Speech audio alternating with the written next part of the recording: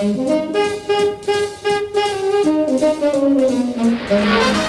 was born in St. Louis, Missouri, March 9th, 1934.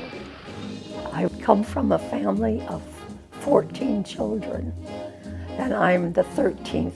It was, well, unbelievable for other people, but we managed somehow to coexist, I should say, because with that many different people, you have that many different ideas and thoughts, yeah.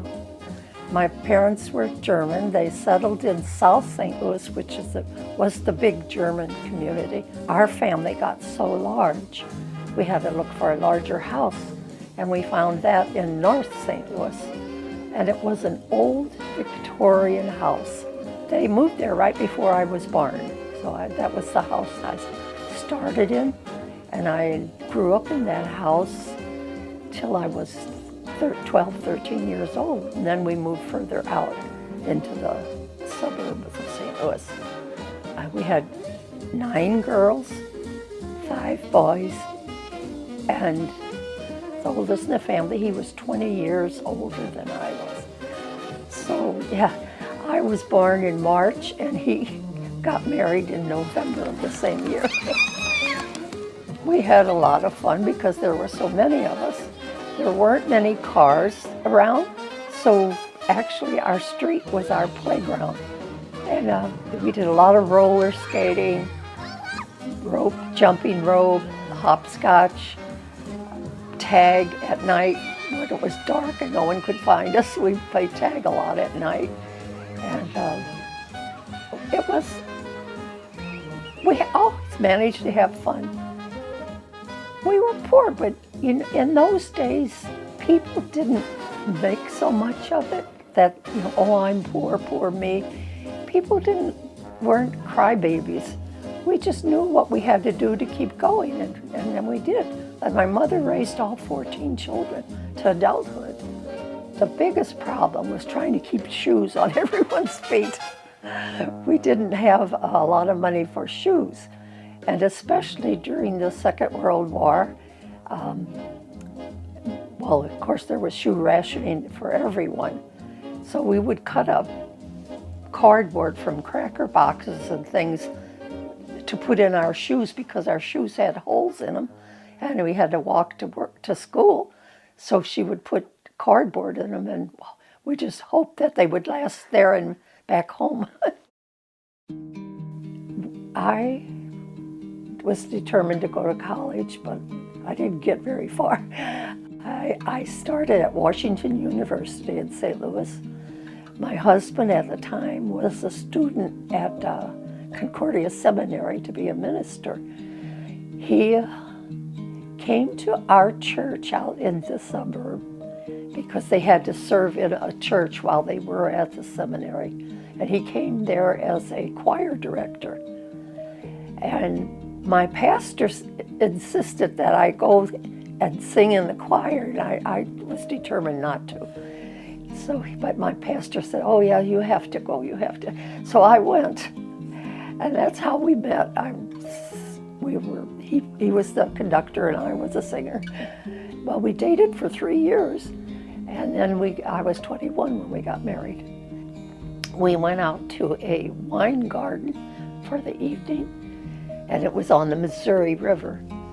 And he proposed at that time, but since he didn't have money for an engagement ring, he presented me with a glass-cut doorknob. And the next morning I told my mother that he had asked me to marry him, and I said, and he gave me a ring. And she looked at me and I showed her the doorknob. He was quite a prankster, you know he was. And my mother loved him, and she got a kick out of that. She thought that was so funny. We got married on a Saturday, and we were going to have the reception in the yard. We rented all tables and chairs, and my sisters and brothers decorated all the tables, and then we had a big thunderstorm. And I was on the upstairs porch. We had a porch from the upstairs, and I was standing there watching the rain just drown everything. It was really sad. By the time the wedding actually came, then it had cleared up and the sun came out. But it was a fun wedding, and my in-laws said, everyone they talked to, they said that was the best wedding they had ever been to.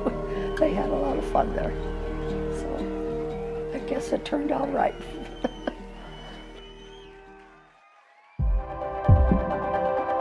Oh, that was my husband's first call into the ministry, his first church. It was a black church in Jacksonville. It's still segregated. This was in 54. We could not live in the community. We lived about 8 miles away from the church. We had so many wonderful people in our congregation in the black church. Of course, they couldn't come out to see us, but they did one time after Beth was born there. They came out during the nighttime and gave me a baby shower at my house. But it was like, you had to sneak around, and people say to us, well, you were the only white person sitting there. What did you feel like? And I said, I didn't know that. To me, I'm colorblind. I do not look at a person's skin, I look at their eyes. I can tell what people are by looking in their eyes. That's the way it has always been. Things were starting to rile up about the segregation, so the people that were in charge of higher up in the church, they said, we don't feel it's safe for you to be there with children. So they moved us down to North Miami Beach, and we stayed there for 8 years. We did go to the beach, yeah, that was fun. Yeah, all of us had. We got home, we had to hose off before we came in the house to get rid of the sand. And my husband said, we only go back to visit grandparents once a year. He said, I want to live closer so that the children can get to know their grandparents. So then he accepted a call to Arnold, Missouri, our family vacations when we moved to Arnold. So we didn't have parents to go visit in the summertime. So my husband said, okay, then now we could explore. Every year then we took a different camping trip. I loved seeing different places. I thank my husband, even though he's gone, I still thank him. I said, without him, I wouldn't have seen all that I could have seen. It was wonderful. He always thought it's time to move on after 9 years, but the congregation needs a change. So then we moved up here to Des Plaines, Illinois, and ended up being here 40 years. I don't know why.